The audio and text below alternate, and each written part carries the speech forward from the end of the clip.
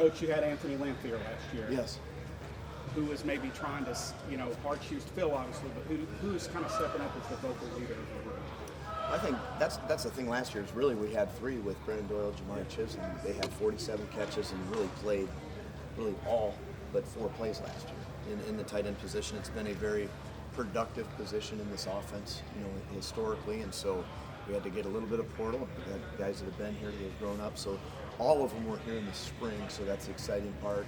It's sort of a group of guys that are getting to know each other and kind of growing up together, so it's really been fun. Brad, the tight end room is obviously an extension of the O-line and an extension of the receiver room. How do they split their time in practice between honing in on the blocking skills and the ball catching skills? It just takes a unique person and characteristic to really be a tight end. And you think of complete football player, and even being in the QB room before teaching, very, very similar to that teaching component. I mean, you're talking run game, protections, pass game, understanding where they fit, and all the different offensive dynamics. So you need guys that have football IQ and are passionate about football. With the offense is going to change. Seth was a classic pocket guy, and now you got a lot more RPOs everybody's expecting with Brendan Lewis.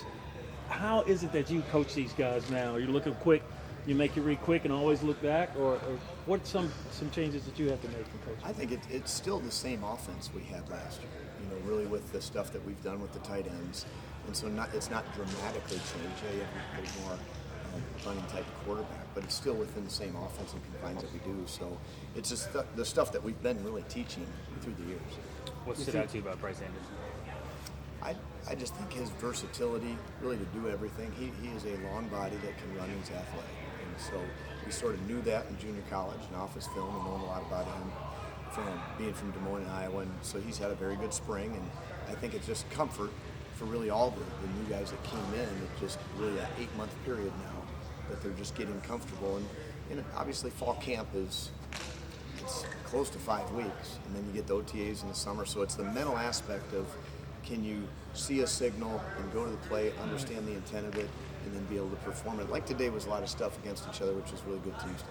Last year you had a couple pounders in the backfield, Brandon Thomas and Anderson. This year you might have a couple, ponies out there.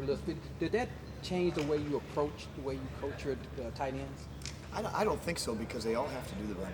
I mean, honestly, if you don't block, you are not playing tight end for Coach Silverfield. So you have to have toughness and resilience, and you got to get after people. We've got Matt Adcock is sort of that fullback. He's from Gulf Coast Junior College, and so he's sort of that H-back, fullback, hitch in mouth, and so at least we got that. But it's also required of all the other tight ends.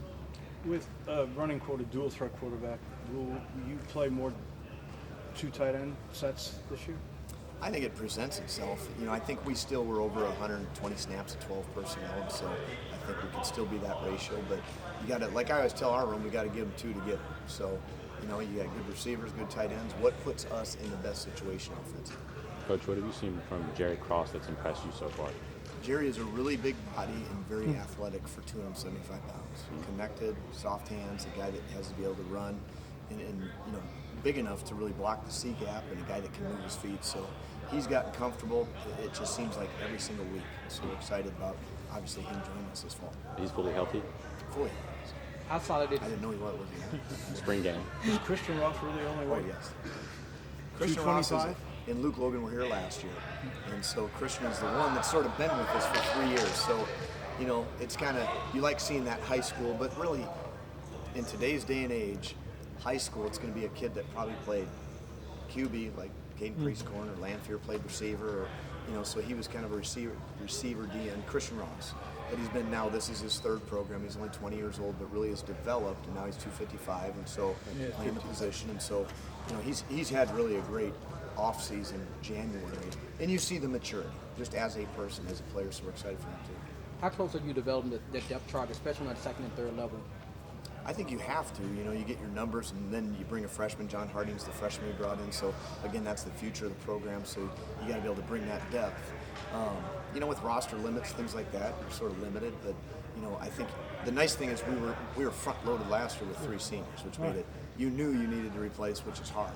And so now you feel like there's really, all the years are represented, and they can really all be back again next year. So but you never know in this day and age. You feel good about that depth? Like, I really do. I do feel like you need 4, maybe 5 to be able to play, just because health, and to be able to get 2 tight end, 12 personnel. We get 13 down on the goal line, and so we're using 3 guys, and so you have to have at least 4 that can play competitive football.